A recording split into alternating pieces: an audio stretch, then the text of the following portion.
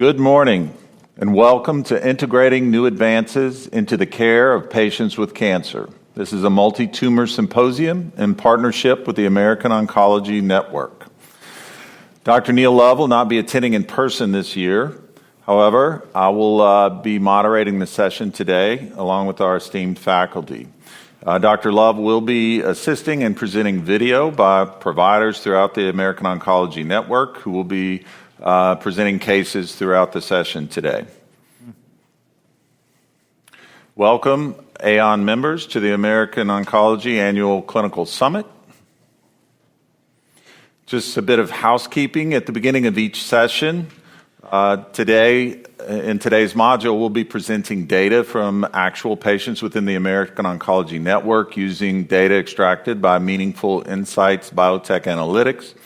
This is a healthcare AI company that was initially launched with the mission to close the feedback loop between physicians, patients, and industry partners. This CME program is sponsored with MEBA data insights from the actual AON practices. The goal of MEBA is to unlock the power of data to fuel clinical decisions, improve patient and provider education, and improve patient care. Commercial support for this activity is provided by educational grants from AbbVie, AstraZeneca, Bayer, B1, Corcept, Daiichi Sankyo, Jazz, Johnson & Johnson, Lilly, Merck, and Nuvalent. Research to Practice Planning Committee members, staff, and reviewers for Research to Practice have no relevant conflicts of interest. Just as a word of advice, this educational activity contains no discussion or does contain discussion of non-FDA approved use of agents and regimens. And as always, please refer to the official prescribing information for each product for the approved indications. Today, we have a number of contributing general medical oncologists from the community who are part of the American Oncology Network who will be submitting video cases today in collaboration with Dr. Love. We have Dr. Sunil Babu, Dr. Zanetta Lamar, Dr. Brian Mulherin, Dr. Sean Warsh, and Dr. Jennifer Yanucci. As I mentioned, we would be reviewing some AON data regarding our patients. It's germane to the 5 sessions we're going to discuss today. There will be 2 sessions on lung cancer, followed by a session on CLL, and then GE cancers and ovarian cancers. And so, throughout the AON network, a large volume, almost 4,000 lung cancer patients. Our lung cancer faculty today, Dr. Justin Gainor is with us, and we're grateful, from Mass General Hospital in Boston. Thank you for being here, Dr. Gainor. Dr. Corey Langer from UPenn in Philadelphia, Pennsylvania. Thank you for being here, Dr. Langer. And Dr. Misty Shields from Indiana University in Indianapolis, Indiana. These are our faculty disclosures.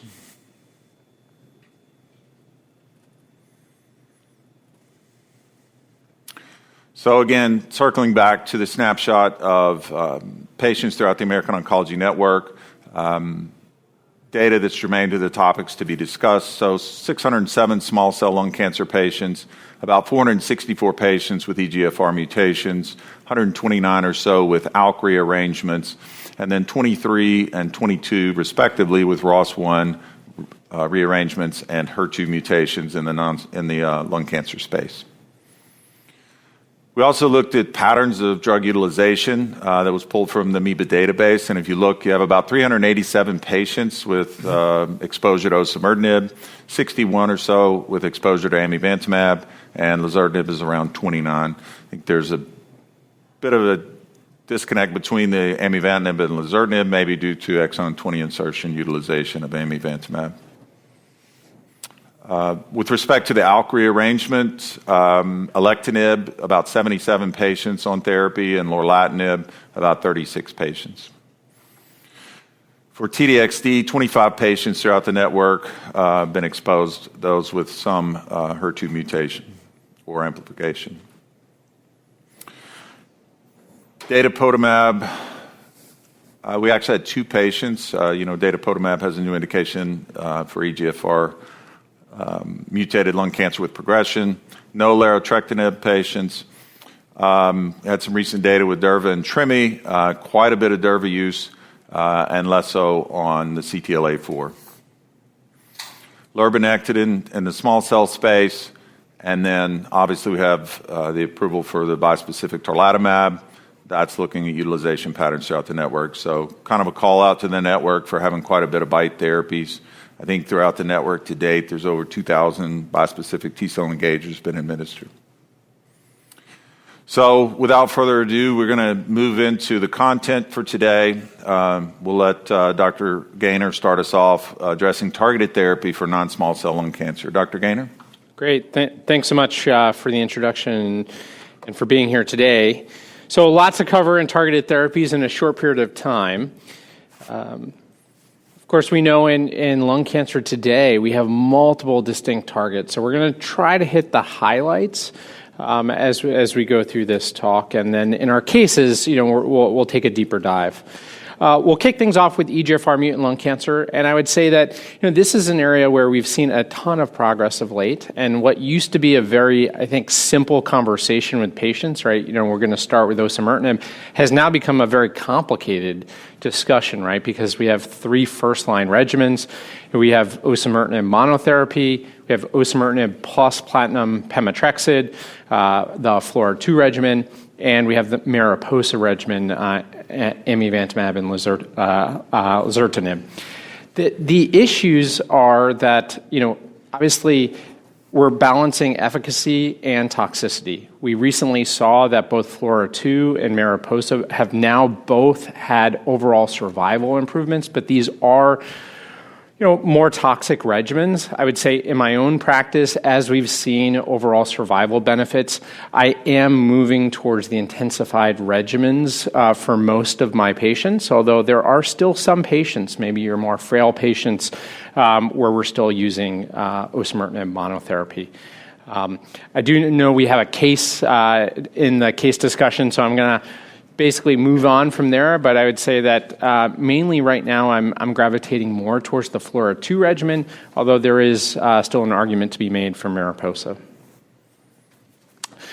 One of the arguments one could make about kind of choice of first-line regimens is we also know that the second line of EGFR mutant lung cancer has also evolved. So this slide is just showing you the MARIPOSA-2 study. This is taking patients who progressed on EGFR TKI monotherapy and looking at the combination of amivantamab plus chemotherapy versus chemotherapy alone. And we see here that this study resulted in a significant improvement in progression-free survival. There's a trend towards benefit in overall survival, even though the p-value is under 0.05 there by the statistical design of the study that did not meet statistical significance in the interim analysis. But I do think that this is a standard of care in the second-line setting for patients progressing on EGFR monotherapy. Now, we know that one of the challenges around amivantamab is the toxicity profile, particularly in the initial infusions. We see high rates of hypersensitivity reactions. This has spurred efforts to look at alternative dosing or using various regimens like dexamethasone, a prolonged period of dexamethasone. But I think the things that's most exciting is the subcutaneous AMI, because it did look like this significantly improved the toxicity profile, particularly when it comes to infusion hypersensitivity reactions. There was an intriguing signal in the same study. This is Paloma-3, which was just comparing sub-Q versus IV, where there was a trend towards better survival in the sub-Q arm, but the mechanism by which that may be driven is still unclear, and that wasn't a primary endpoint for the study. We're still waiting on the FDA approval of the subcutaneous form, but I think once that comes through, I think it will be certainly adopted.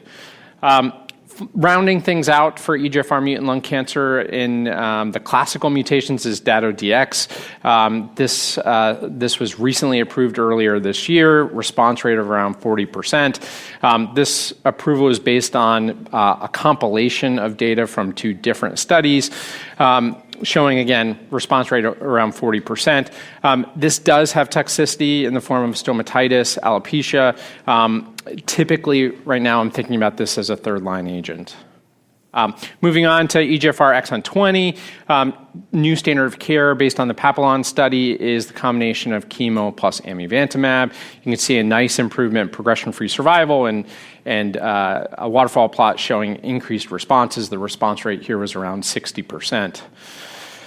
Now, for EGFR exon 20, we've also now wanted to think about what's the role of TKIs. We did recently see an FDA approval in the form of sunvozertinib. You can see this agent, which was largely studied in China, had a response rate of approximately 45%. Here we're seeing a PFS in the 7 to 8 month range. So this is approved. The challenge right now is that my patients haven't been able to access this commercially yet. So it's approved, but not prescribable as of yet. Hopefully that changes soon. In terms of tox profile, these are some of the classical EGFR effects of diarrhea, rash, paronychia. There are several other EGFR TKIs coming down the pike. This is zipalertinib, showed a response rate in the 40% range. And again, some of those classical EGFR TKI effects of rash, diarrhea. There are many ongoing studies now of these agents trying to displace chemotherapy, but notably you see in all these designs, there's no amivantamab in these designs. For the sake of time, I'm going to move on to ALK. So we know we have multiple different ALK inhibitors. Most of our discussion is going to be on the second, third, and fourth generation inhibitors. We know as we go from up in generation, we go up in potency against ALK. We increase coverage of ALK resistance mutations. The highlight here is we saw in Berlin a couple weeks ago, updated data from the ALEX study showing overall survival in ALK-positive lung cancer. And what was striking is if you look at 84 months, right, you're seeing about 50% of patients still alive at 84 months. So this is marked, how long patients with ALK-positive lung cancer are surviving. Of course, that's overall survival. When we look at progression-free survival with the CROWN data with lorlatinib, we see that at 5 years, 60% are still progression-free. Which is marked. We don't have OS data from the CROWN study, but based upon this PFS benefit, my practice has been to use first-line lorlatinib, given the profound benefit. There are other agents coming down the pike for ALK. This is neladalkib. This is a fourth-generation ALK inhibitor, and you can see here promising response rates around 40% in patients previously treated with ALK TKIs, and now a randomized study is ongoing. ROS1 fusions, I know I'm going quick. There's a lot to digest here. ROS1 fusions, we have multiple now approved agents. We have entrectinib, response rate is about 70%. Repotrectinib, even higher response rate, acknowledging cross-trial comparisons. But I think what's most marked here is the PFS of 35 months.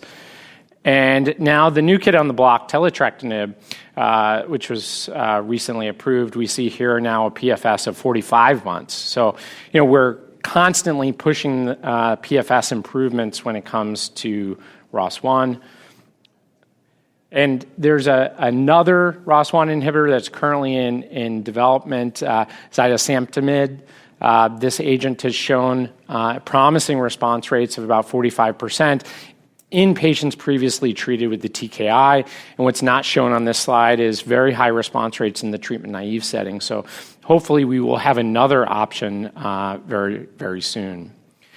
This is a slide that one of our fellows put together comparing these agents. And you can see that, taletrectinib, repotrectinib, performing better than some of our earlier generation inhibitors. This does not include some of the newer ROS1 inhibitors.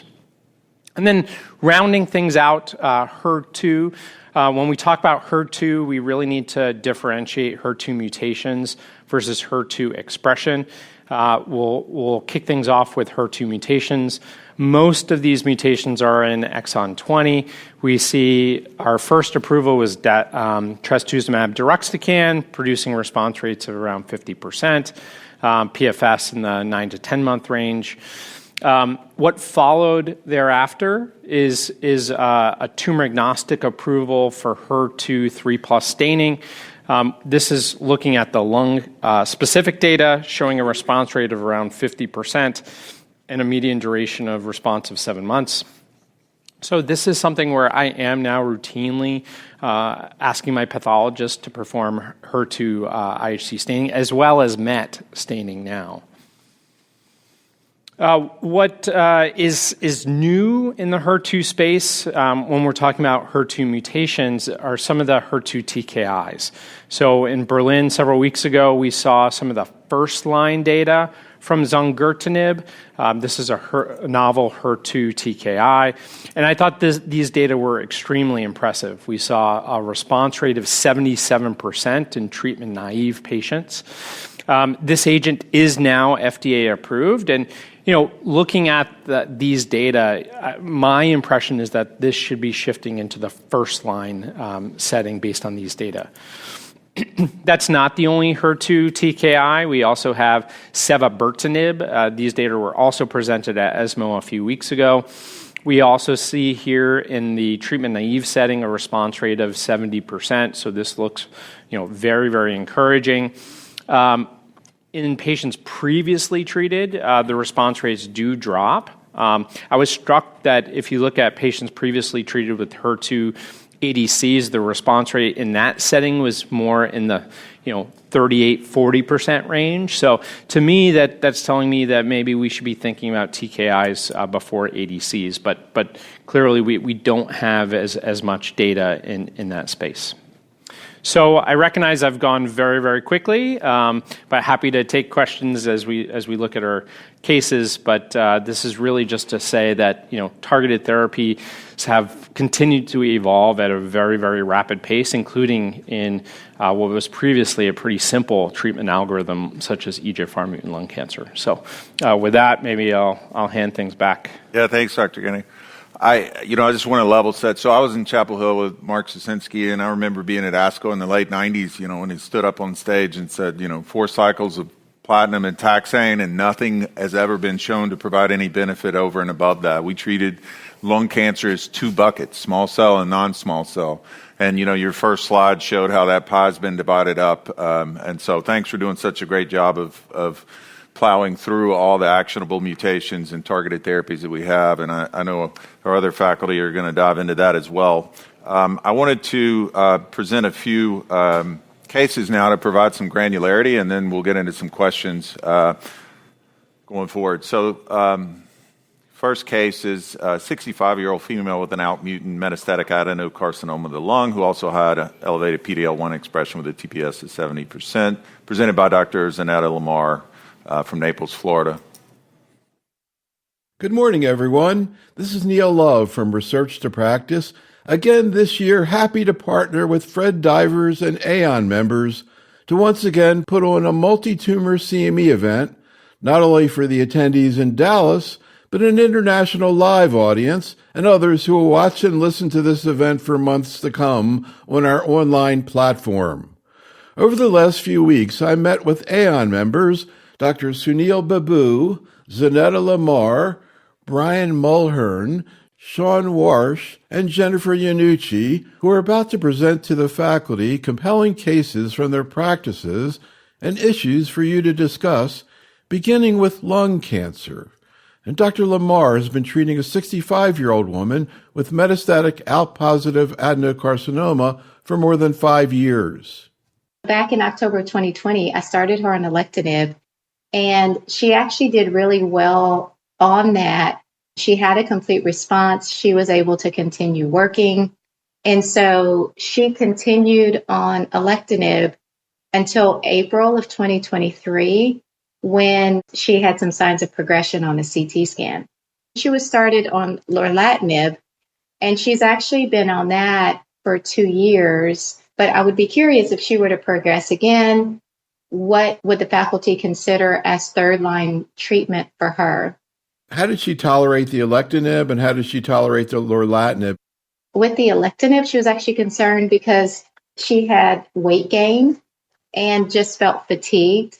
She was actually also was a caregiver for her mom. And so it wasn't until she switched to lorlatinib that she said, you know what, I actually feel better on the lorlatinib. Any questions you want to have them discuss about this case? So now I started this particular patient in October 2020. I mean, it was the height of COVID, and we were grateful to have an oral medication. I am curious, if she were diagnosed now, how would she be treated? The other thing is that she had a PD-L1 TPS score of 70%. At what point after you've cycled through your ALK therapies do you think about immunotherapy? Okay, so a lot packed in there, a lot of questions, but Dr. Gainor, and I know you mentioned earlier you might lead with lorlatinib now, but in 2020 maybe it was a different story. What is your preferred first-line treatment for lung cancer patients with advanced disease and an ALK mutation now?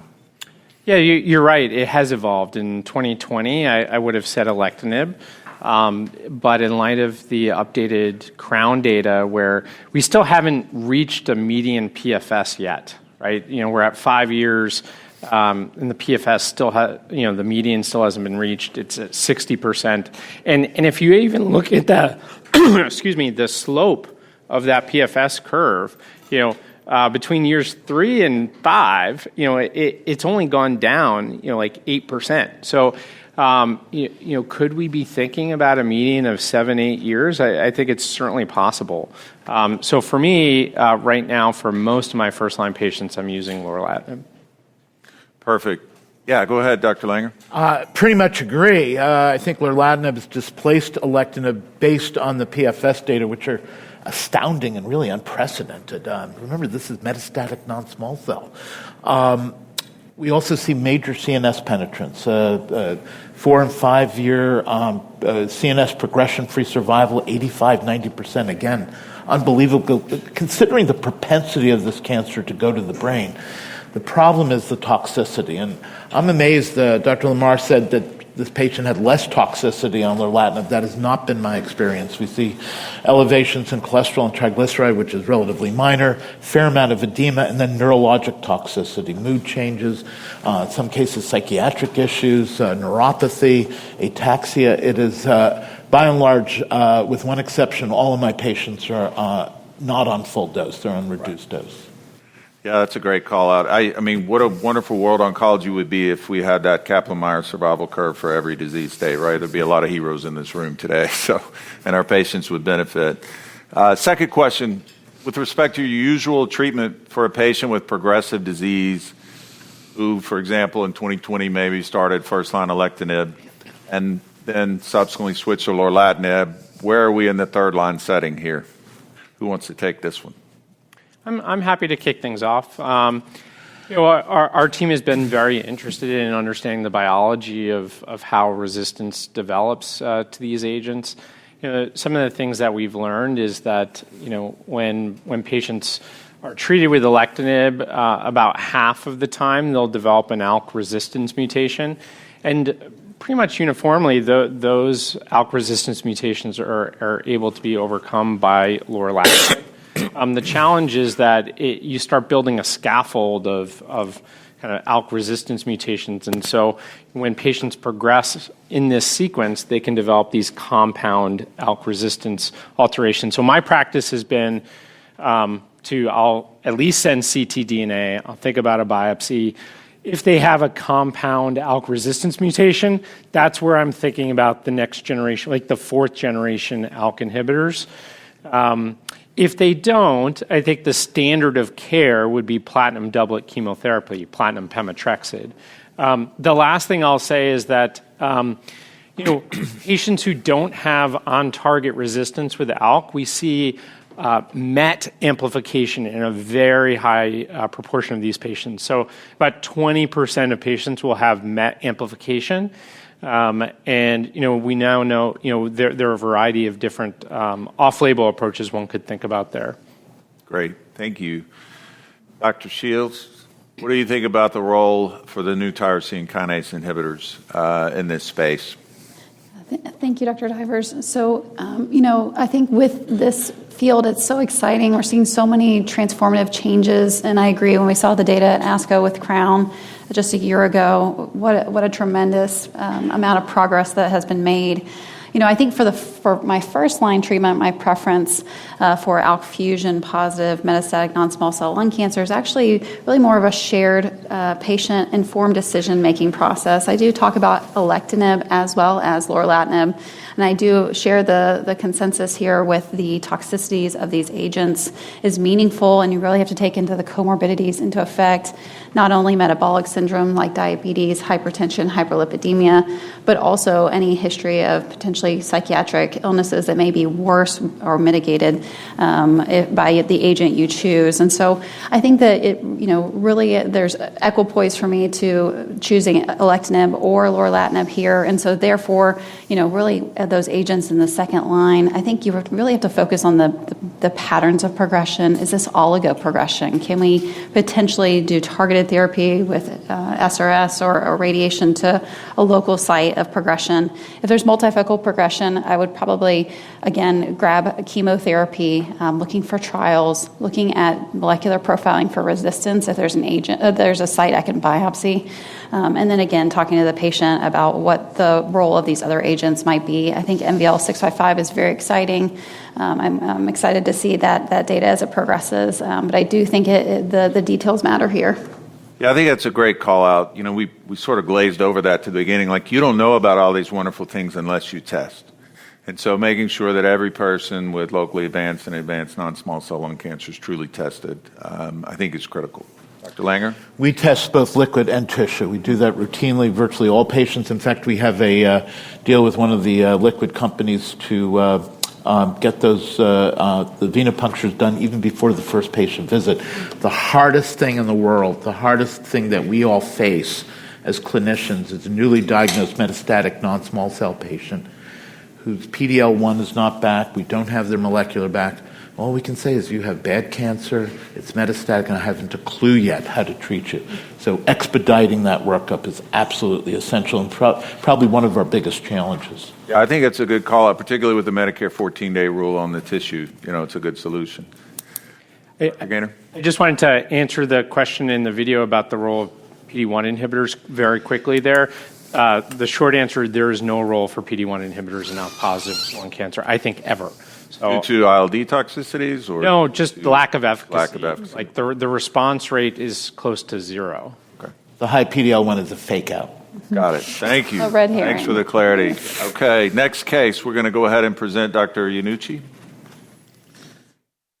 Dr. Yanucci is providing care for the next patient, an 84-year-old Korean woman who in the pre-ADOR days of 2019 had a left upper lobe EGFR exon 19 deletion adenocarcinoma of the lung removed surgically and pathologically determined to be T1C N0M0.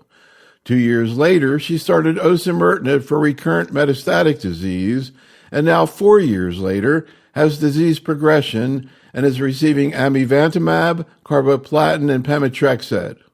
After the first cycle, I had to dose reduce her. After cycle 2, she suffered a DVT and PE. She is now on therapeutic anticoagulation.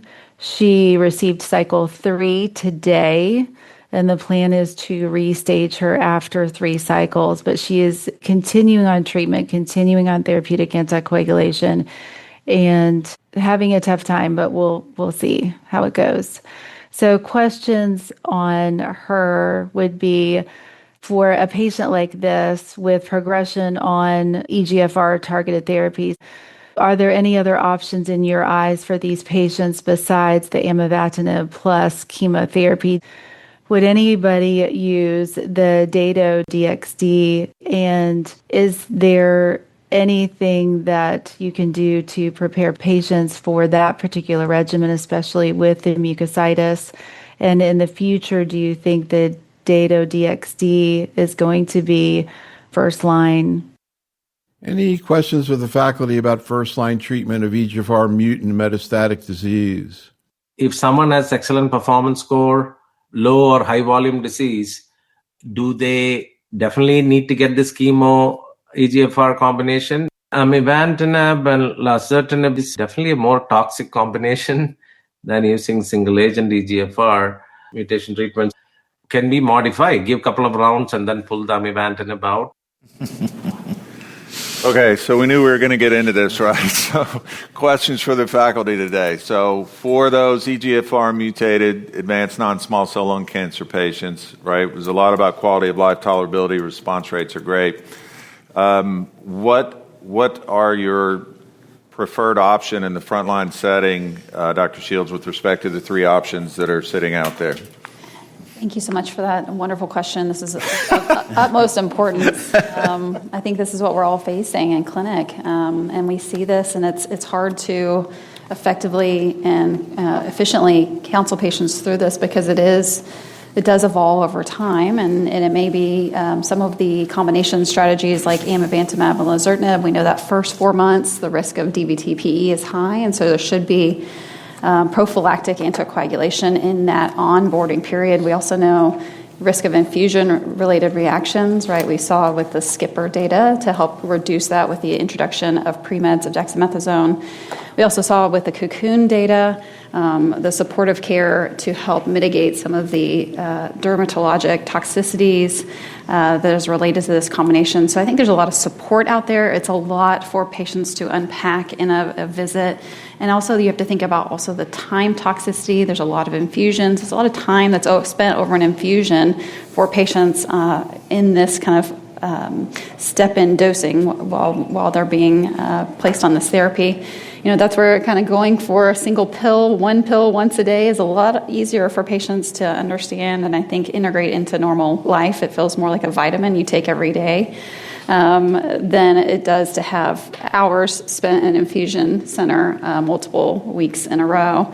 And so I think with this, the selection really for me depends on risk factors, patients' comorbidities, and performance status, and their support at home. Do they have the means and the support? Are there ways that we can help get them there to be able to get on the therapy that's most important for them? So I think that, you know, while I'm thinking about both the biology of the cancer, the brain mets, the liver mets, also the genomics, p53, namely. I think there's a lot to unpack here, and there's not really a right answer for one patient without weighing in all these other variables. Okay, just to put you guys on the spot, Dr. Langer, Dr. Gainor, all things being equal, good PS patient, you want to do some combination, not just OC. Do you have a preference? Floor 2. Floor 2? Floor 2. Okay, because I know that's what the guys in the room want to know, right? I mean, that was the big issue. So, okay, moving on to the next question. How do you select second-line treatment for EGFR mutant metastatic non-small cell? How does that vary based on your decision in the frontline setting? Dr. Langer. So I think the other key issue here, and we didn't really hear the data, is that you rebiopsy. You get another liquid biopsy. There are mechanisms of resistance. The mechanisms of resistance for EGFR are far more heterogeneous than resistance for many of the other mutations and fusions. So incumbent upon us to really figure out what's driving the growth, what's driving the actual resistance. We've seen bypass pathways, we've seen MET amplification, particularly in this era of OC. The amivantamab may have a particularly good role, but in those with MET amplification, either alone or in combination with chemo. I have to hand it to Dr. Iannucci for giving this triplet in an 84-year-old. It's a tough regimen in a 65-year-old. You're healthy in Florida, though. Apparently. I guess they drink from the fountain of youth. But as she has pointed out, she's had a dose reduce. It's been labor-intensive, both for the patient and for her staff. But that is at least one standard. I've generally reserved datopotamab deruxtecan for third or fourth line, not for immediate second line. I don't think we have no phase 3 data yet. That's still pending. On the other hand, we do have phase 3 data for the chemo amivantamab combination. Prior to that approval, I would generally, when I was sure that patients were truly TKI refractory, that there was no further role for a new TKI or the addition of another TKI, I would give them chemo, PEM-carbo alone or combined with bevacizumab. And I have to state for virtually all patients with actionable genomic alterations, combination chemotherapy is sort of the final common pathway because eventually you run out of room with the oral agents. Well, I think this is a blessing. There was a time when progression after TKI for EGFR mutated lung cancer was really a data desert. You had really limited options, so it's a blessing. Dr. Gainor, what are your thoughts about the bispecific nature of amivantamab in this role with respect to MET? Does that play into decisions here in the second-line setting and beyond? Well, my approach is very similar to Dr. Langer's, which is, typically you're thinking about a MARIPOSA-2 regimen in the second-line setting and reserving dato-DX in the third line. Of course, though, that's going to be influenced by what you do in the first line. That's really hard to do, right? If you're doing FLAURA2, someone's already on pemetrexed and then they progress, that's where we get into these tricky scenarios. But for a situation like the case here where someone was on OC monotherapy, I think that's where it's much more straightforward to go to a MARIPOSA-2 regimen. And we have to remember that as far as chemotherapies go, pemetrexed versus dato-DX, right? Alopecia, stomatitis, pemetrexed is, in my view, a much, better tolerated chemotherapy than dato-DX.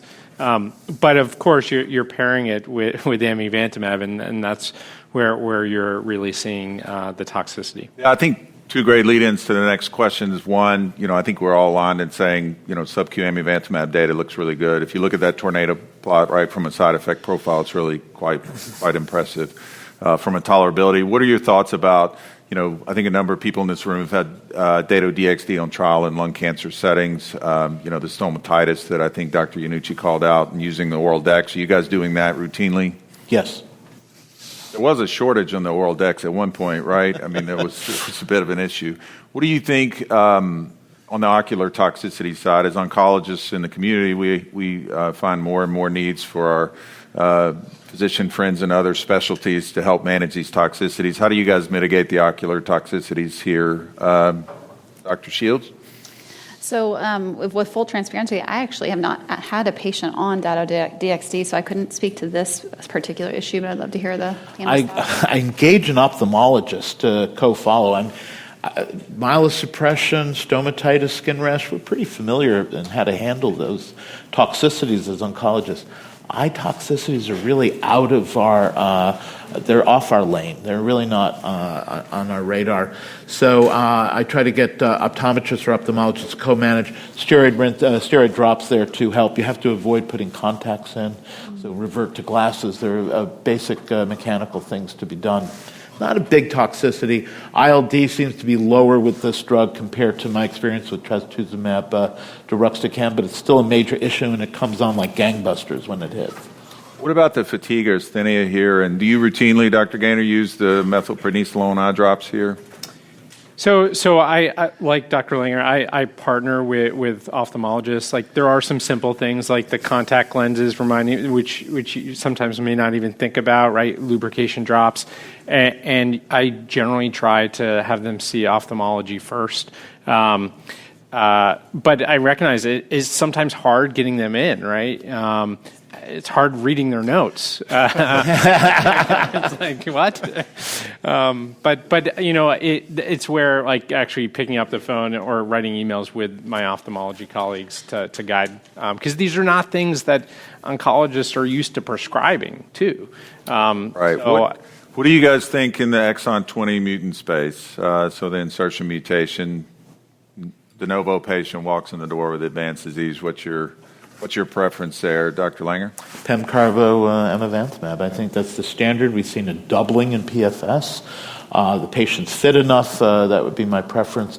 And usually they are, at least initially. What to do second line becomes problematic since you've... You dropped the carbo-PEM after the first 4? I dropped the carbo after the first 4. I try to continue the PEM. I may have a lower threshold for dropping it for toxicity. It's intriguing that the AMI tended to continue on even after the PEM was suspended in the phase 3 trial. But to me, that's the standard. Now, whether the new oral agents are going to displace that remains to be seen, and I think stay tuned. We'll get a lot more data in the next year or two. Okay, great. Next, we're going to move on with some additional cases from Dr. Mulhern. The next case is a flashback from the 2024 AON meeting where Dr. Mulhern presented a patient that I'd like to reconsider 1 year later because of a series of stunning developments, including at the very recent ESMO meeting in Berlin. And as Dr. Gainor just reviewed in his presentation, we saw stunning data on the use of 2 new HER2 TKIs, zongertinib, a covalent irreversible agent, shades of BTK inhibitors, which was just approved for patients with HER2 TKD mutant lung cancer, and cevabertinib, a non-covalent reversible TKI, currently under FDA priority review for the encouraging data that's been observed. Let's start out again with Dr. Mulhern's case from a year ago. This is a 69-year-old lady, a never smoker, who presented with dyspnea, weight loss, cough, 3.5 centimeter right upper lobe nodule, liver mets, adrenal metastasis, bone mets, and 2 small cerebellar metastases. Adenocarcinoma, PD-L1 positive at 20%. She had a HER2 mutation and started first-line carboplatin, pemetrexed, pembrolizumab, did receive stereotactic radiosurgery to her cerebellar metastases, and is now on TDXD and is fortunately responding well. Any questions for the faculty?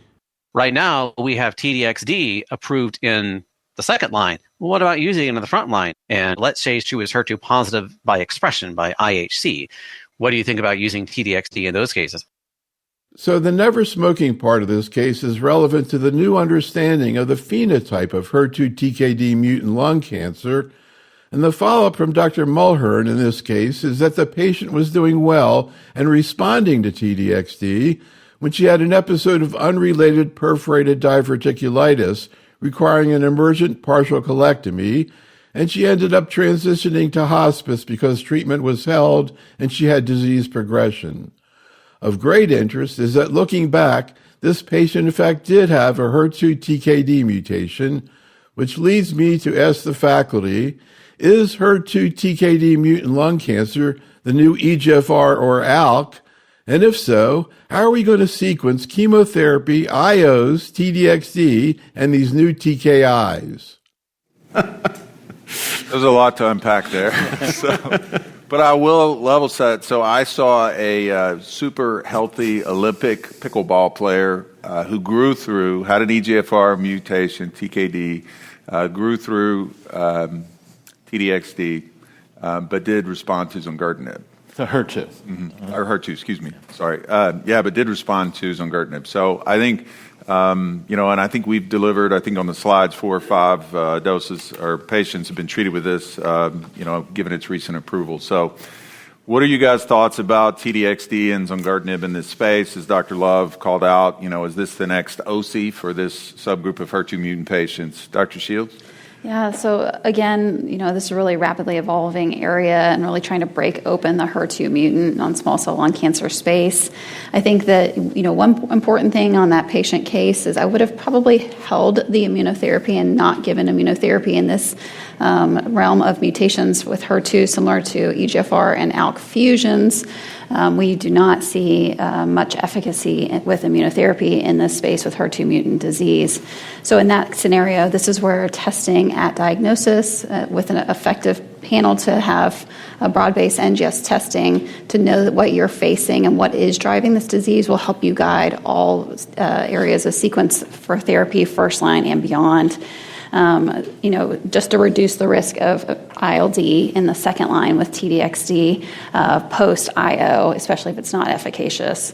I think the data with zongertinib is very exciting. Again, an oral TKI with this space. And I think with the secondary and kind of gatekeeper mutations that may occur, I personally would like to see this earlier, followed by TDXD. That would be my preference, but I know we're not quite there yet. I agree. I think Destiny 4 is the ongoing phase 3 that's comparing trastuzumab deruxtecan, or TDXD, to Keynote 189. Intriguingly, historically, I hadn't really used immunotherapy in HER2-mutated patients. That will certainly determine whether trastuzumab deruxtecan can move to frontline. Right now, its approval is strictly second line and beyond. The general sense is that the new oral agents are, despite their typical TKI toxicities, are better tolerated. The specter of ILD doesn't seem to exist, and that, of course, can be devastating. So they, too, are either about to or undergoing phase 3 testing up front. IOs, again, I reserve for third or fourth line, typically. And if they go through sequence trastuzumab deruxtecan, then, or vice versa, oral agent, then trastuzumab deruxtecan, third-line treatment will probably be a chemo combination, again, PEM-carbo with or without Bev.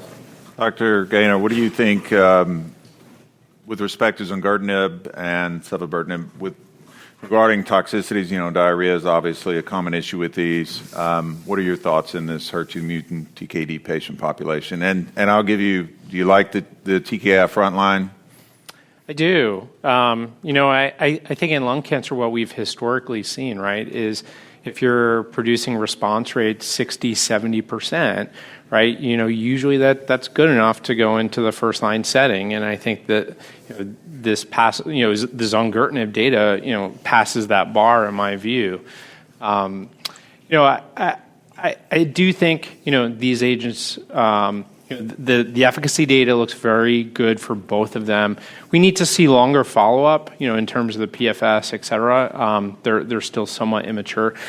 They do differ in terms of side effect profile. Like, I was quite struck by the Seva data that the rate of diarrhea for that was 80 to 90%. So, and what does that look in the lived life of a patient? So the rates were lower with zongertinib. It was more in the 40, 50% range. So I think that's one distinction. Great. Thanks for differentiating that. All right, we're going to move on to our next case with Dr. Warsh. The next case, presented by Dr. Warsh, is a 73-year-old man with locally advanced non-resectable squamous cell carcinoma of the lung who was treated with chemoradiation therapy followed by durvalumab and subsequently had locally recurrent disease and was found to have a MET exon 14 skipping mutation. Based off of the findings on this NGS testing, we started him on tepotinib 450 milligrams a day. He started this about 5 or 6 months ago, and over the course of treatment, he developed some significant rash as well as hypertension requiring a dose reduction. So we sort of did the standard where we held the dose, wait for the symptoms to resolve, and then resumed at a lower dose. And he's doing a little bit better on the lower dose. So this lends a couple questions as far as stage 3 lung cancer. Certainly when you're dealing with stage 4, you look for actionable mutations in frontline, as it'll certainly change management. I've, in stage 3 lung, not always send NGS right away because, like we said, if we do chemoradiation, 1 year of immunotherapy, is that going to really change our management? Although I know there's some updates as far as doing targeted therapy as opposed to immunotherapy. So the question is, what mutations are you looking for specifically, and how would the NGS testing change your management right off the bat? And then the other question as far as NGS testing is, this patient was not a heavy smoker, but also had squamous cell. So are we more likely to send for NGS testing before the year of immunotherapy in patients? If it's squamous or adenoma, you just treat, non-small cell lung cancers the same. And then another thought I had, this patient had MET mutation, a pretty new mutation, started him on tepotinib. And as a new medication, I'm looking through the guidelines as far as common side effects. All right, so great question.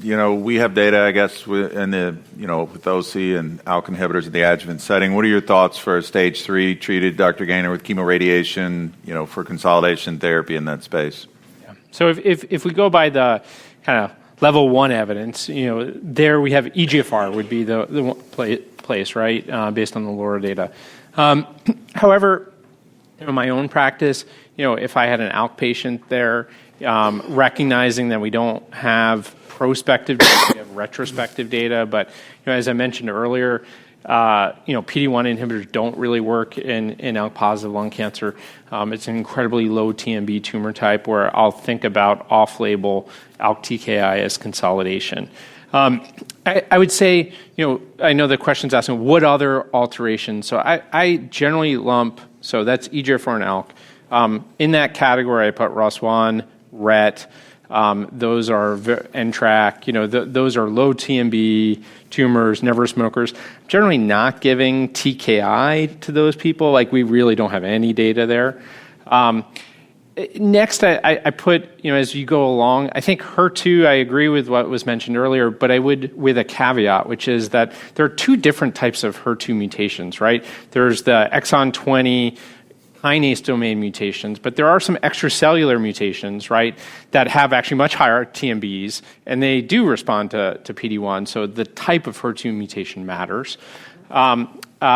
MET, I would put a little bit more, patients with MET can be smokers. They have a higher TMB. So I would think about durvalumab in a MET patient. And then for KRAS, I would absolutely use durvalumab. So that's how I think about it. Sure. Dr. Langer? Include BRAF in that group as well. Totally, So BRAF, MET, and KRAS is those entities where durvalumab, I think, has a clear-cut role. And frankly, in stage 4 or recurrent disease, I would have equipoise comparing a chemo-IO combo to the oral agents. I don't think we're not seeing ALK level or OC level results with with drugs like tepotinib or capmatinib, at least for MET14, and they are toxic.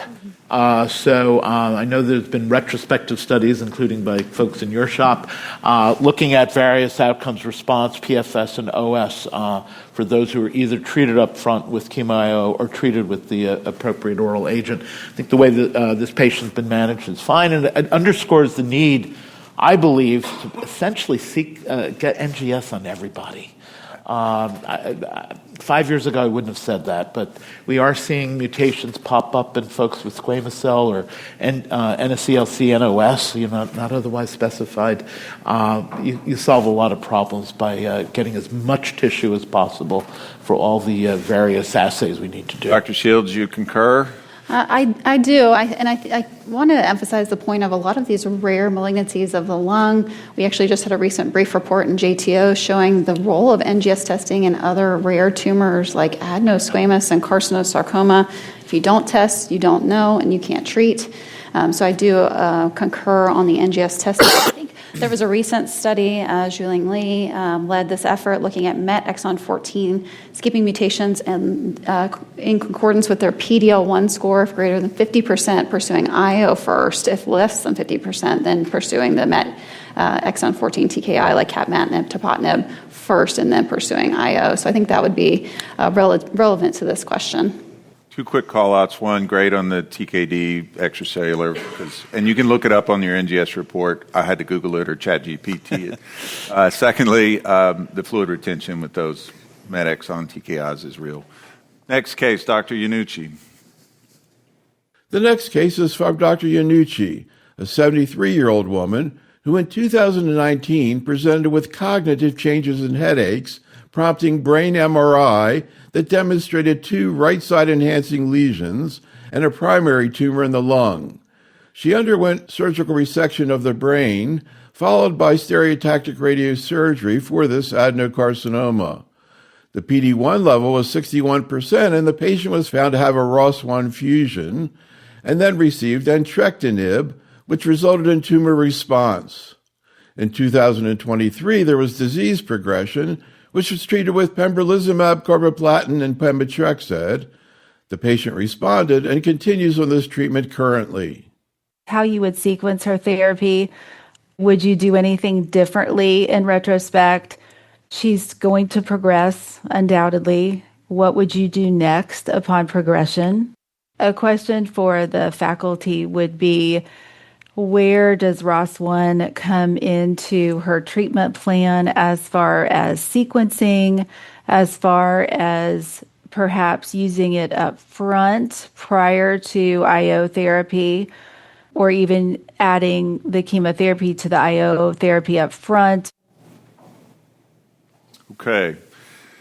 In general, how would you sequence the various available targeted agents in the ROS1 mutant lung cancer space? And again, addressing the role of immunotherapy. Dr. Gainor?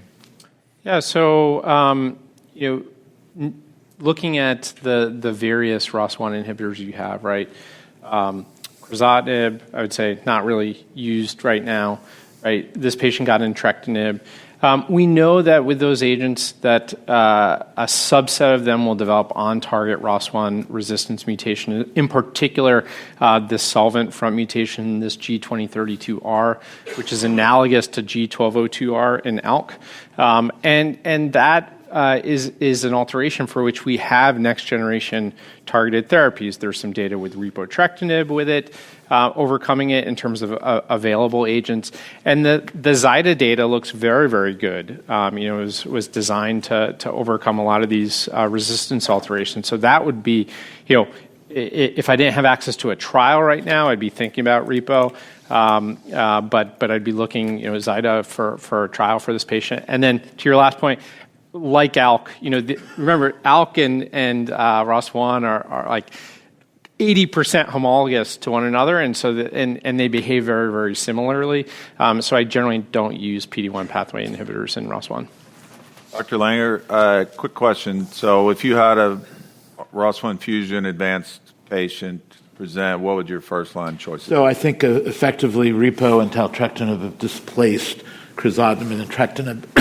It's really amazing. I mean, this is 1% to 3% of all our non-small cell patients. We have 5 drugs for this. Remember, lorlatinib also has activity here, and I think that speaks to the homology that exists between ALK and ROS1. So had this patient presented now, I would probably offer taletrectinib. What about the off-target TRAC-BC? I mean, right, because those are real with repo. I mean, I had a cardiothoracic surgeon I treated, and he couldn't speak, talk, et cetera, and so we made a switch, and he was dramatic improvement. Switch to taletrectinib. Yes, sir. Yeah. So the neurologic issues are real, and these are tricky agents. And one of my colleagues is convinced that virtually all our TKIs were overdosing patients. That the MTD that's been established in these trials may be a little bit higher, or maybe a lot higher, than what patients really can tolerate and what they really need. We've never really done proper randomized trials looking at various doses. So fortunately, we have an embarrassment of riches, so we can switch. Dr. Shields, any comments in the ROS1 space from you? No, I would say I concur. Historically, I was always, speaking about entrectinib to patients with ROS1 fusion lung cancer, but I think, now with the displacement with repotrectinib and taletrectinib, I think, that is meaningful. I do think that the neurologic toxicities are very real, and they're a little bit hard for patients to describe or to grasp. And so I think asking multiple questions, and also asking family members if they've noticed differences in the patient's personality or activity, I think is also very important for us as providers. I think it's important too, right? This is a subset of diseases that have a high incidence of intracranial metastases. Those symptoms can overlap, and so trying to differentiate those two, I think, from a management in the community is really important. Dr. Langer, any last thoughts before we move on to your talk? No, I think I have to hand it to you folks in the audience. I don't know how you can deal with multiple different cancers. I have enough difficulty just wrapping my head around lung cancer and all the various permutations and combinations. Our prior treatment was very monolithic, as you pointed out earlier. It was carbopaclitaxel. And now we have about 15, 17, 18 different cancers and different therapies for each one. Yeah, really, really a blessing for our patients and for the providers to be an oncologist in this day and age. With that, we're going to move on to our next discussion in the lung cancer space. I would just remind those in the audience there's a pre-meeting survey. You have iPads that are linked in, and you can submit questions as needed. So please fill out the pre- and post surveys for us. Dr. Langer, again, is going to discuss non-targeted therapy. We spent a great deal of time talking about actionable mutations. Now we're going to address non-targeted therapy in the non-small cell and also recent developments in the small cell space. Dr. Langer? A lot of ground in 10 minutes. So here's the title and the various topics we'll go through. This is my current paradigm. I could change at any moment, probably next week or next month. For those who are 50% or higher PD-L1 expression, arguably single-agent pembro, for that matter, cemiplimab, would be the standard. but certainly in certain circumstances, patients are ill, fulminant disease, you can argue for a Keynote 189 or 407 approach, histology-appropriate chemo plus pembro, and that study is ongoing. The Insignia trial is directly comparing these two regimens in Keynote 189 to pembro in non-squamous metastatic non-small cell. 1 to 50% generally chemo pembro ahead of pembro alone, although there is an approval. For less than 1%, no single agent. You need to give combination chemo with an immunotherapy, again, pembro or cemiplimab. For those with high TMB or squamous histology, many of us have used combinatorial immunotherapy, so ipi-nivo, or in my institution, we've actually been using Poseidon to some extent. TKI refractory, as I mentioned earlier, pem-carbo, with or without bevacizumab. On occasion, we've used the Empower 150 regimen, which is PAC, carbo, bev, and atezo. Some have called that the kitchen sink. I imagine my colleagues have very similar paradigms, at least for non-study patients. There are high-risk individuals. STK11 KEAP1 mutation has been associated with poorer outcomes.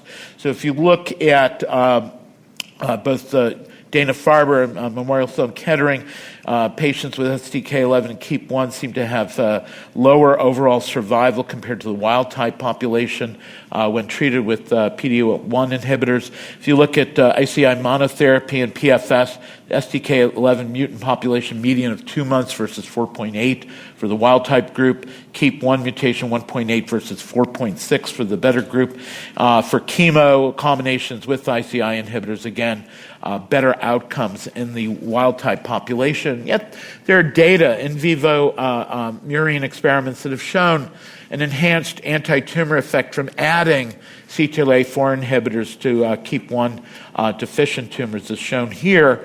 And we've seen that clinically in the Poseidon trial. So if we look at a population that's STK11 mutant, PFS 1 year, 35% for the Poseidon approach. Remember, this is durva, tremelimumab, and histology-appropriate chemo versus chemo alone, virtually no one progression-free at a year. Hazard ratio of 0.47, again, small numbers. KEAP1, very similar, 30% 1 year PFS versus 0, and OS commensurate improvements for the 4-drug approach compared to just chemotherapy alone. And this is now being tested prospectively in phase 3, basically comparing Poseidon to Keynote 189 in non-squamous metastatic non-small cell with either STK11, KEAP1, or KRAS mutations. Again, good performance status patients. Got to have both tumor tissue available to do all this. This is called the Triton trial. So one of the few trials that is actually comparing some of the standard approved regimens. Last 2 years, we've seen data for bispecific monoclonals. Ivonescimab is one of the perfect examples. This targets both PD-1 and VEGF. This is the Harmony 2 trial design, directly comparing pembro to ivonescimab in PD-L1 positive patients, so 1% or higher, with the primary endpoint being PFS by blinded independent radiographic review, and the key secondary endpoint, overall survival. You can see the stratifications. This is a positive trial. It was presented at World Lung during the plenary session in 2024, a virtual doubling in median PFS from 5.8 to 11.14 months. A fairly impressive hazard ratio, 0.5 with lots of zeros in that p-value. And the benefits were seen regardless of PD-L1 status or histology. In fact, the hazard ratios for each of these cluster around 0.5, and that includes the 1 to 49% group, although typically we would not give single-agent pembro alone in that population.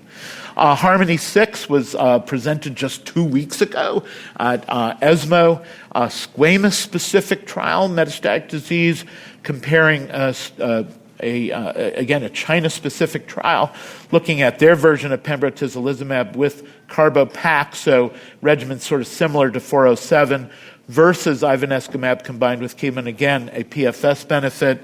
6.3 months for the control arm versus about 11 months for the combination.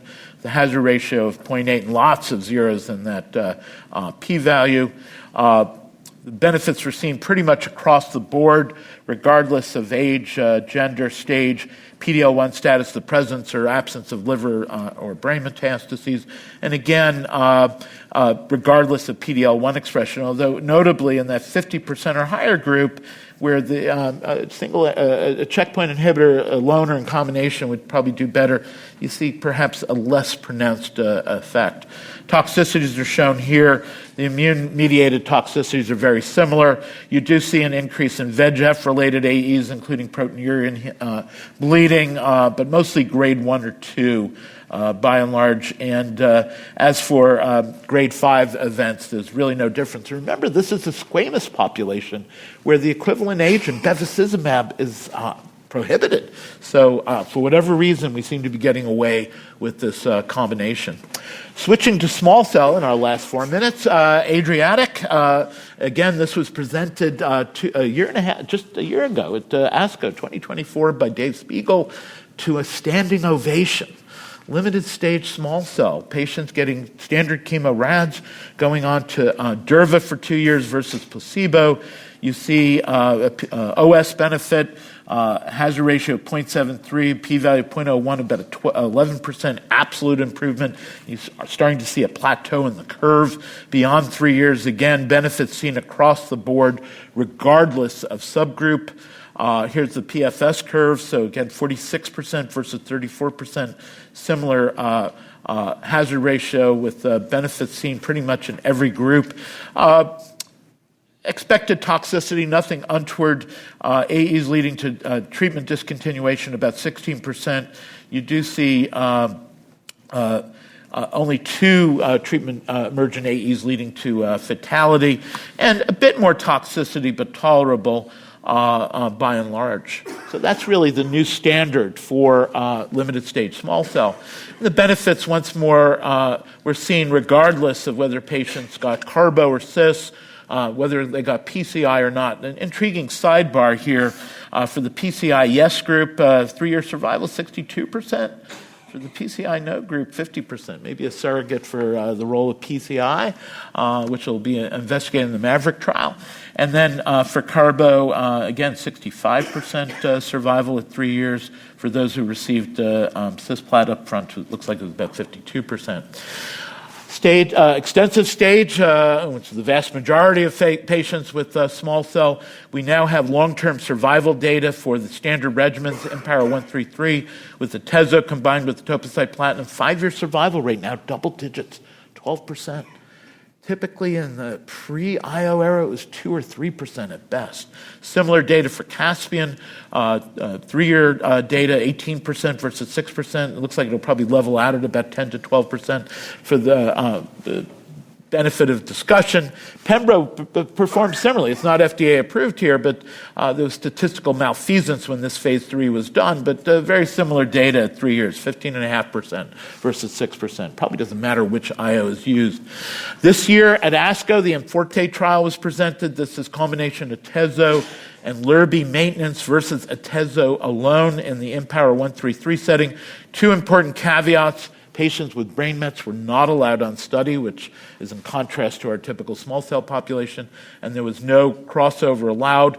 You see a significant improvement in both PFS and OS, about a 12% absolute improvement at a year in OS with a hazard ratio of 0.73. As you'd imagine, a bit more toxicity, treatment discontinuation 6% versus 3%. All-cause grade 3 or 4, 38% versus 22%.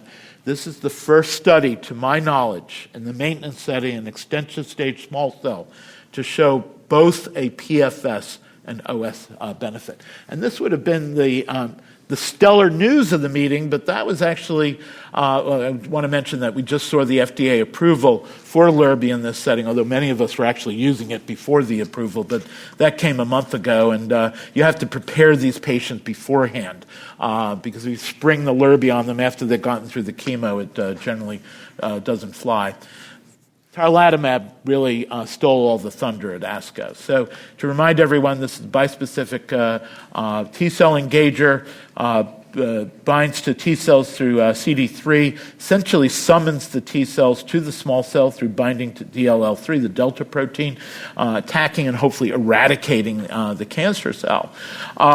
The original phase 2 data is shown here, about 10 and 100 milligrams, at least initially weekly, very similar response rates in the nth line setting, second, third, fourth, 32 to 40%. 12-month survival in this setting, again, much better than we've seen historically at about 57%. Median survival in the initial reports of over nearly a year and a half. The big issue here is cytokine release syndrome and ICANS. About half the patients experience this, virtually all are grade 1 or 2, and by the third dose, this side effect essentially goes away. So that set the stage for the Delphi 304 trial, a direct comparison of tarlatamab to chemo du jour, topotecan for the most part, Lurbi or amrubicin in Japan, in the second-line recurrent or metastatic setting, a 5.5-month improvement in median survival, 53% alive compared to 37% in the control group. Again, unprecedented hazard ratio here of 0.6. We see a similar improvement in PFS at a year, 20% versus about 4% free from progression. The benefits for survival are seen across the board. Objective response is higher, 35% versus 20%, and these responses are far more durable. Toxicity really, except for the CSR, quite manageable. In fact, if you look at grade 3 or higher toxicities overall, 27% versus 62%. The grade 3 or 4 toxicity rates were higher in the chemo arm. And there were no grade 5 events for either ICANS or CSR. We're now moving forward. This is now being exported to the maintenance setting and to the frontline setting.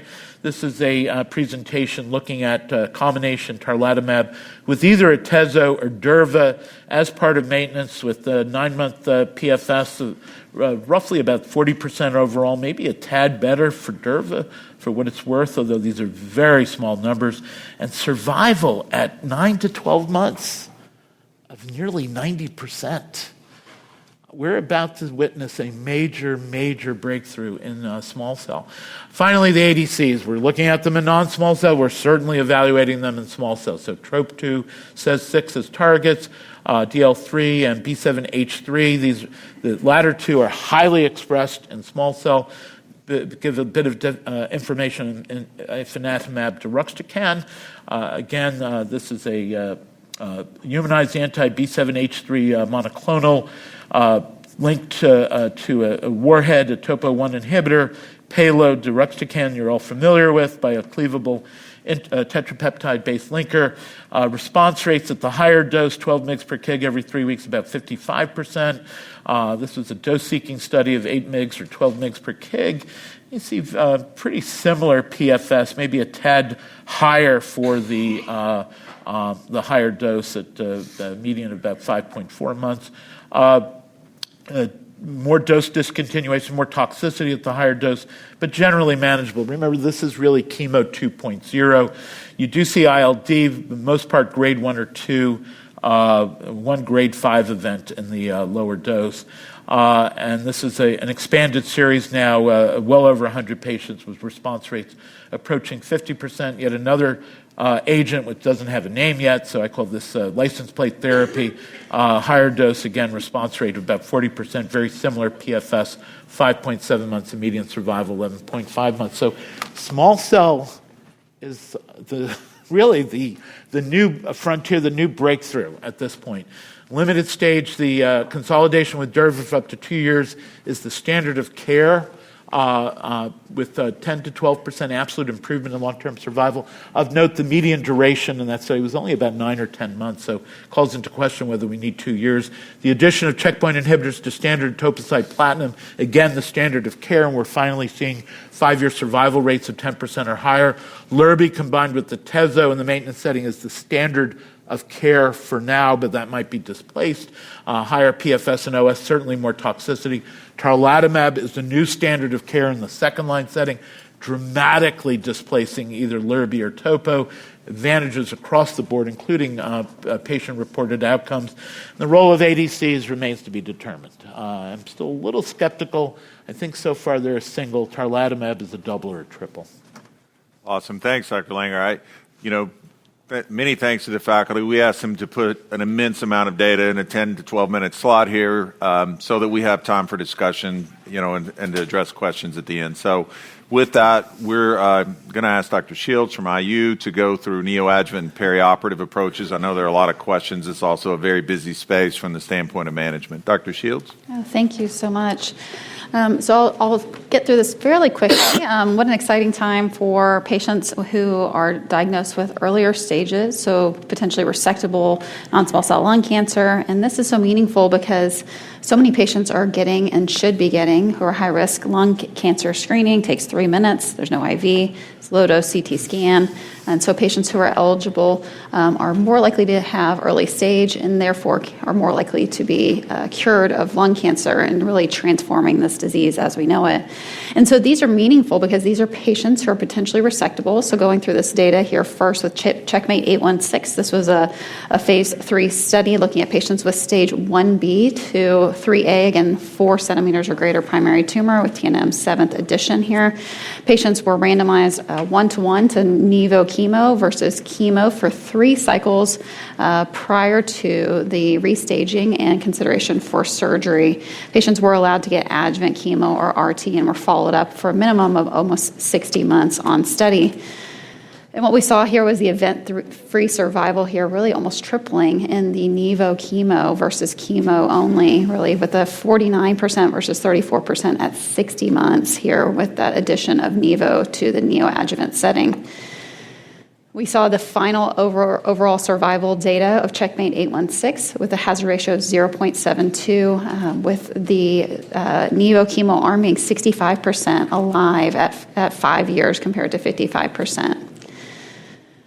We know that patients who have a pathologic complete response or PathCR do better. And what you can see here is the 2 top curves with chemo or Nivo chemo. With those PathCRs, patients are alive and doing well at 5 years. Those patients who do not achieve a PathCR, unfortunately, I think it's a little bit more of a tricky course for us. Those patients have inferior survival with or without the addition of Nivo chemo. Therefore, kind of putting a plug for potential perioperative approaches here. So maybe there is a role for patients after surgery to getting additional immunotherapy. And so that landscape really has been conquered by several amazing studies. Checkmate 770, Aegean, and 671 here with Nivo, Durva, and pembrolizumab as the immunotherapy agents of choice as shown here. And so seeing these, I know this is quite busy slide, but a very busy space, I think, if you will, and a very exciting space from the regulatory side with some of these agents going up for review.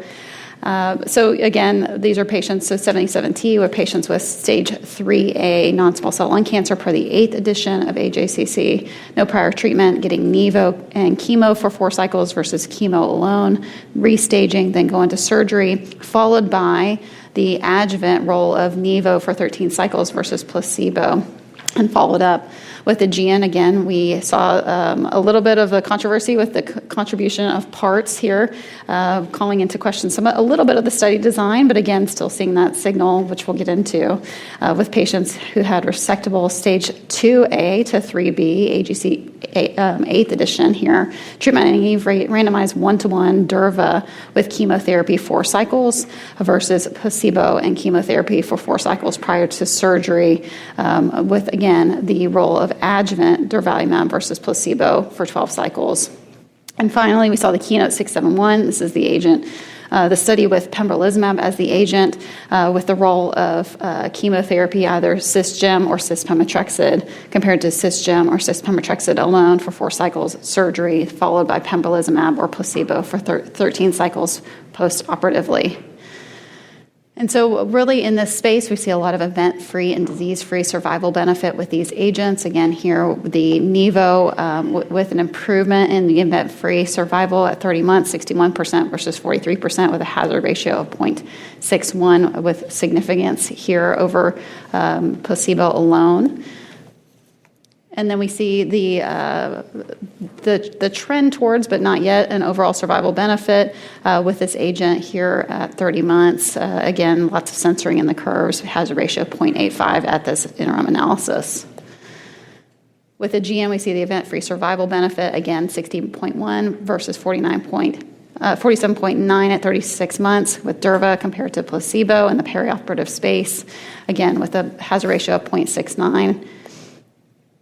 Again, not seeing that we really have a OS benefit yet, again, at 36 months with data maturity of only 35% with a lot of censoring in both of those curves. With the Keynote 671 with pembrolizumab here at 5 years, 49% versus 26% event-free survival with a hazard ratio of 0.58. And the overall survival here of 64.6% versus 53% with pembro versus placebo in this perioperative space with a hazard ratio of 0.74, so having the significant improvement in survival here with pembrolizumab. With Keynote 091 and Empower 010, now shifting gears, looking at the adjuvant space only. So these are patients who had confirmed stage 1, so greater than 4 centimeters. This is AGCC7, 2 or 3A non-small cell lung cancer, had undergone complete surgical resection with an R0 margins, had PD-L1 central testing, and then received 1 to 4 cycles of cis pemetrexed, gemcitabine, docetaxel, or venerelbine. Can't say I've given that one recently. Randomized 1-to-1 to best supportive care versus atezolizumab for up to 1 year or 16 cycles with survival follow-up in the Empower 010 setting. And then in the Keynote 091 setting, patients were given pembrolizumab every 3 weeks compared to placebo alone after adjuvant chemotherapy and randomization. And what we see here with Keynote 091 here with disease-free survival, a little complicated here with the intention to treat PD-L1 greater than 50% or any PD-L1, again, without the significant hazard ratios here really hovering around 0.8 for all arms. Again, Empower 010 with disease-free survival seen in PD-L1 positive, so 1% or greater in stage 2 and 3A, as shown here with disease-free, median disease-free survival of 68 versus 37 months here with a hazard ratio of 0.70. Thank you so much, Dr. Shields. We're going to move right into our next cases. I know everybody's brimming with lots of questions. I have some from the audience I want to get to. Real quick before we jump into the video, one quick question. You guys mentioned this earlier in the MET space. Great question. MET skipping mutation, MET amplification, and high PD-L1. How do you sequence? So if you have MET, skipping mutation, and amplification, you guys commented about the presence or absence of immunotherapy in that space and its role. And the patient's PD-L1 70%. Super quick thought. I mean, I'm still doing TKI in that setting, just based on kind of the response rate of kind of the TKIs there are 60, 70%. So I tend to use TKI there. Okay. I do too, although I'd have equipoise comparing TKI to checkpoint inhibitor. One of the few circumstances, frankly, if they were lower, say 20% histology-appropriate chemo plus a checkpoint inhibitor, again, compared to the TKI, I've not been as impressed with outcomes in MET as I have with the other AGA, the genomic alteration. The one tricky thing that can happen, though, is with the PD-1 inhibitor on board, when you try capmatinib or dapatinib afterwards, you can run into significant tox. So that tips me a little over to the TKI camp. I agree. Yeah, I think it's complicated. Before I saw that real-world data from Shooting Lee and the investigators, I think I would have gone with the MET TKI, but I think in a PD-L1 very high population, I would lean towards that. I think, unfortunately, these MET TKIs, you do run into tox regardless as well, so I'm not sure how much that would change my decision there. Thank you so much. All right, Dr. Mulheron's got a follow-up case for us. The next case is presented by Dr. Mulhern, a 64-year-old man with a 25-pack year smoking history who presented with worsening shortness of breath, cough, and found to have a 3.6 centimeter right upper lobe nodule and a 1.6 centimeter right hilar node, an adenocarcinoma, which was treated with neoadjuvant chemoimmunotherapy. He's had cis-Pem and Pembro for 4 cycles, and he had a pathologic CR. So a couple of things here. Should he get adjuvant pembrolizumab, as was done in Keynote 671? Does the PD-L1 affect your decision? What is the best option for these patients? If you're going to start with pembrolizumab, should we really commit, as the trial did, to finishing off adjuvant therapy? What if he had stage 3 disease, so a larger tumor size? I think many of us are especially more likely to start with at least neoadjuvant, but does the bulkier tumor push you more toward doing a true perioperative approach? And then what about MRD? Does that help you make a decision? Let's say he had a PCR, but he's MRD positive. Are you more likely to go on adjuvant pembro? So one other thing about this case that's kind of interesting is that the PD-L1 level was 0, and he had a path CR. Of course, he also got chemo, but I'm just kind of curious, have you ever seen a dramatic response in metastatic disease to IOs with a PD-L1 level of 0? I think one of my favorite patients, this was several years ago now, before we had first-line checkpoint inhibitors approved. And her PD-L1 was 0, and we gave her nivolumab, and she had a complete response. And now it's like 9 years later, and she's still alive.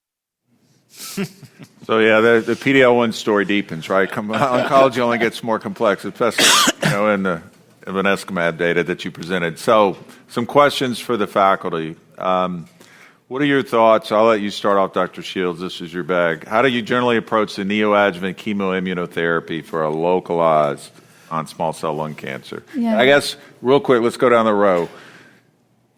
Everybody get neoadjuvant now for T2 and greater? For stage 2 and 3A, yeah. Big T2, sure. Yeah, greater than 4 centimeters. Yeah, I mean, I would say most of the time, I think the place I have equipoise and our surgeons have equipoise is 4 centimeter tumor, node negative, PD-L1 0. Mm-hmm. That's a situation where do you do upfront surgery, neoadjuvant? I think you have some equipoise there. Outside of that, though, it's all neoadjuvant perioperative for me. Yeah, I think, while we have seen data with PD-L1 low or even PD-L1 negative having some benefit, I still do hesitate and reserve neoadjuvant chemoimmunotherapy for PD-L1 high or bulky tumors where I'm concerned. I think that in the patients who have 4 centimeter tumors, I've had a patient just like this week, and PD-L1 negative. Is the juice worth the squeeze for that patient to undergo, or should they just go to surgery and we can review the moleculars and the disease after it's been surgically resected? Yeah, I think the slide you showed was quite striking in those who achieve the pathologic CR and those who don't. I mean, it really is a differentiator in the space. The tickle question, I guess, would be, as you brought up with the STK11 and KEEP1 folks, do you bring a second CTLA-4 inhibitor in the neoadjuvant space if we ever get data there? You're shaking your head. Absolutely. I mean, Mark Awad, in 77T, there was another arm of that study, right? That Mark Awad presented at ESMO 2024, I think, and looking at Nivo-Ipi, and that clearly looked worse. Like you see, the curves weren't that impressive because of, I think, the upfront toxicity. The Ipi-Nivo without chemo, though. Right. Wrinkle. Mm-hmm. Off study, I've not done that yet. I just worry that that's a bridge too far, particularly in this setting. And the toxicities can be quite severe and quite tricky. And remember, these are folks who are, we hope, destined for cure. Yeah, and I think also all STK11 mutations are not the same. So I think that's also important. Generally, you see this co-alterations of KRAS, KEEP1, STK11, PD-L1 low, but sometimes you'll see an STK11 with high PD-L1 and no KEEP1. Usually STK11 drives down the PD-L1, that's the biology of it. But not all STK11 mutations are the same. Beautiful work out of Dana-Farber looking at this. Quick, we'll go down the row with these last two questions in the last 30 or 40 seconds. Okay, does everyone receive post-operative immunotherapy? That's a pretty broad general question. You want to start, Dr. Lang? I would say, so if they received neoadjuvant therapy and had a path CR, I think it's a conversation, and I wouldn't feel strongly, about giving the out back. If someone did not receive neoadjuvant therapy, and we're talking about just adjuvant immunotherapy there, to me, I think, I go by overall survival, and the overall survival, the only study where we've seen overall survival is EMPOWER-010 in the 50% and above group. So I reserve adjuvant immunotherapy largely to the PD-L1 50% and above patients in the adjuvant setting, which is why I tend to prioritize neoadjuvant therapy. We know from kind of the melanoma field that PD-1 works better when the tumor's in situ, so I'm generally prioritizing it.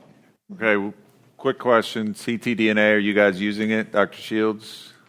Not currently in this space. I know that there are some monitoring pathways with commercial assays. I am currently not. I'd love to hear the panel's thoughts. Not currently, but one very important paper presented at ESMO in the BR31 trial, which was the negative effort for Durva in this setting. It was a Canadian implemented trial, adjuvant Durva post-surgery plus or minus chemo. No PFS, no OS benefit, but they had tumor-informed circulating tumor DNA, and those who were positive, it's about 10% of the overall population, clearly had a benefit, and it was a striking benefit. The hazard ratios were under 0.5. So I think there's going to be a role we need to really maybe the benefit washes out in the absence of selection. Okay, next case, Dr. Sunil.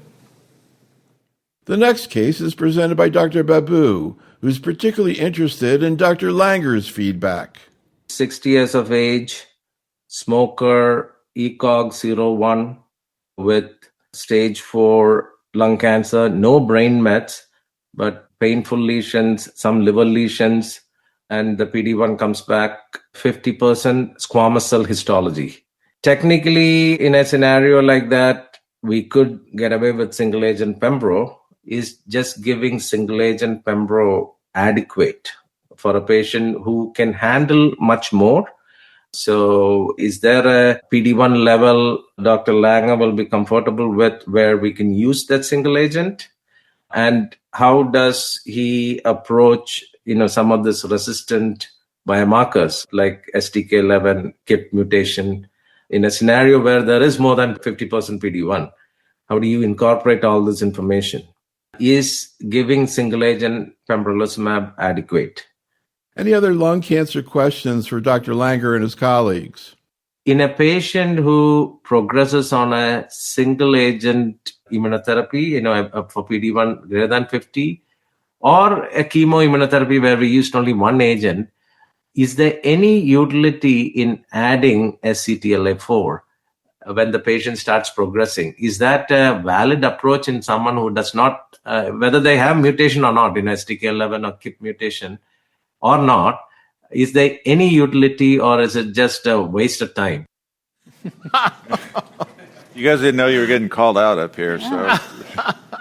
Okay, Dr. Langer, you want to respond? I'm on the hot seat for each of these questions. So how do I approach first line for patients PD-L1 negative? I have to confess for squamous PD-L1 negative, I've leaned toward combinatorial immuno. Remember in the original 227 trial in the 9LA as well, the 5-year survival rates were about 18 to 20% for what it's worth. With the pembro histology chemo combination, about 10%. So these are cross-trial comparisons. We're really in a data-free zone, but I have leaned there. Otherwise, it's been generally histology-appropriate chemo plus pembro. I would have had equipoise, though. The trial never happened, comparing 9LA, for that matter, Poseidon to histology-appropriate chemo plus pembro in that population. As for STK11 and KEAP1 mutations, again, I think this is a study question. The Triton trial that I highlighted is actually addressing this. I have to confess, again, if they do have that, they're being treated off trial. I have on occasion, maybe 2 occasions, used the Poseidon regimen. At least we have some data there, and they look reasonable. This is a group, by and large, not destined to do well, even with immunotherapy.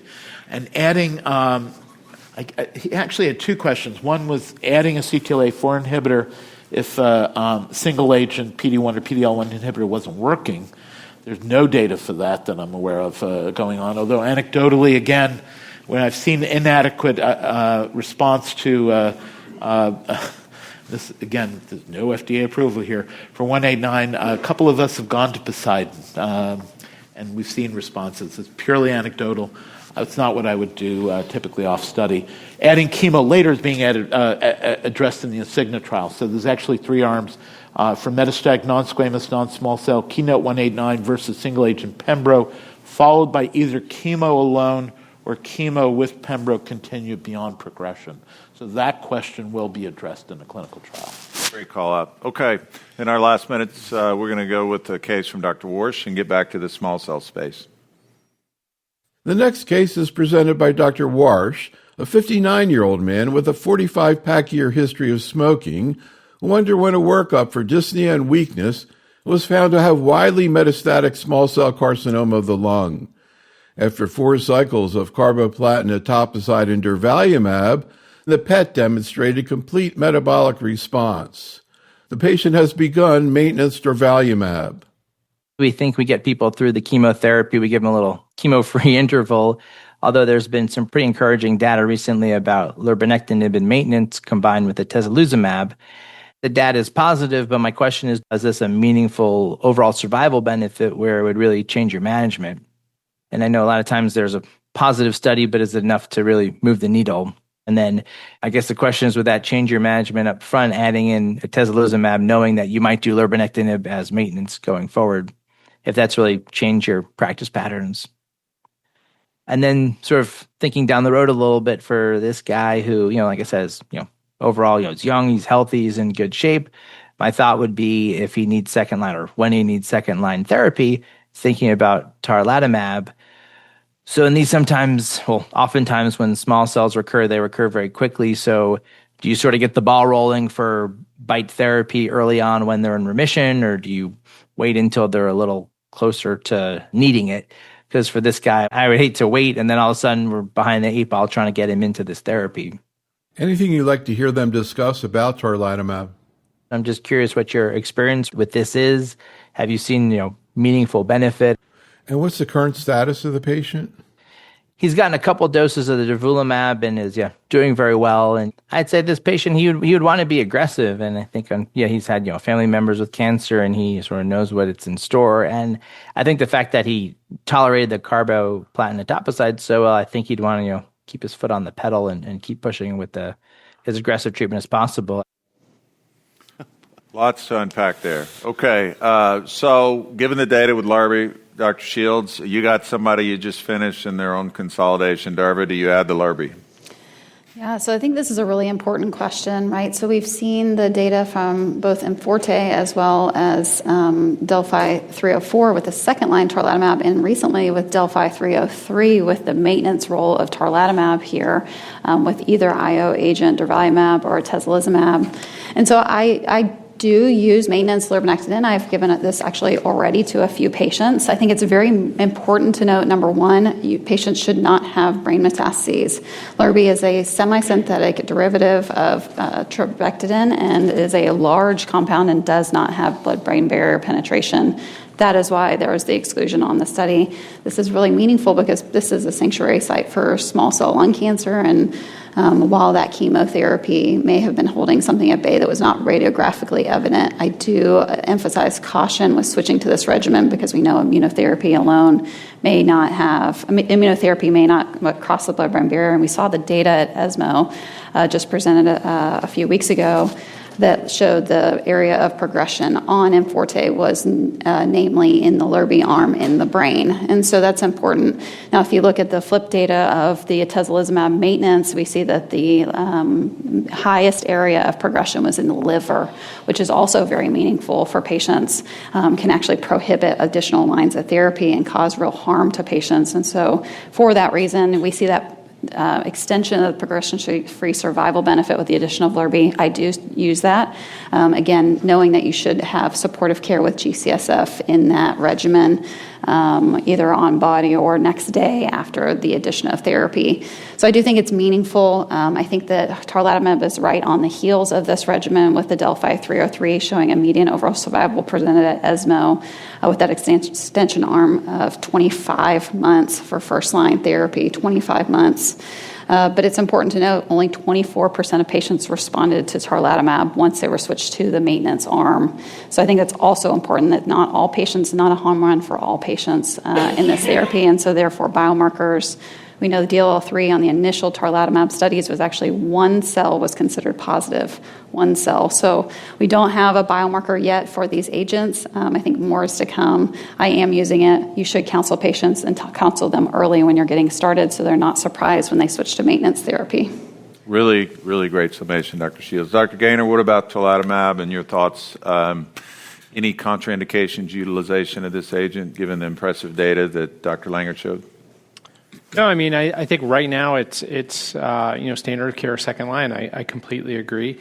My experience has been with it. I haven't been impressed by the CNS activity of tarlatamab. I see a lot of CNS failures on patients receiving tarlatamab. So, if someone's got a lot of brain metastases, I don't necessarily count on it to control Do you continue the tarlatamab and SRS and IC? Yeah, I will, exactly. And at least in terms of real-world data, it doesn't look like that increases rates of ICANS. So right now it's second line, but like others, I'm hoping we move it early. In Berlin a couple weeks ago, we saw first-line use, which the 12-month OS data was very impressive. I think it was like 80% at 12-month OS. But also, there's a lot of toxicity if you're giving platinum, topicide, PD-1, and Tarla, right? So I don't think that's going to be a one-size-fits-all approach for people. Okay, in our last few moments, quick, Dr. Langer, you want to comment about the IDXD data? I thought that's intriguing. It's intriguing and promising. I don't think it's quite on the level of tarlatamab, at least for the durability. Remember, ADCs are largely chemo 2.0. And I think there are trials now comparing it to standard second line until tarlatamab is universally available. Lurbi and topotecan are still the standards there. The field's going to move. We're going to see tarlatamab undoubtedly first line or maintenance. Where does Lurbi stand in that situation? Does it get demoted again to second line? And then how does that compare to the ADCs? Will they be equivalent? Will the ADCs be better? How will we sequence them? But for the first time, we're talking about not front or second line. We're talking about third, fourth line regimens for small cell.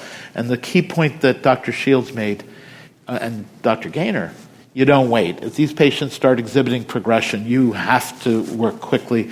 Progression in small cell is fulminant and relentless and unforgiving.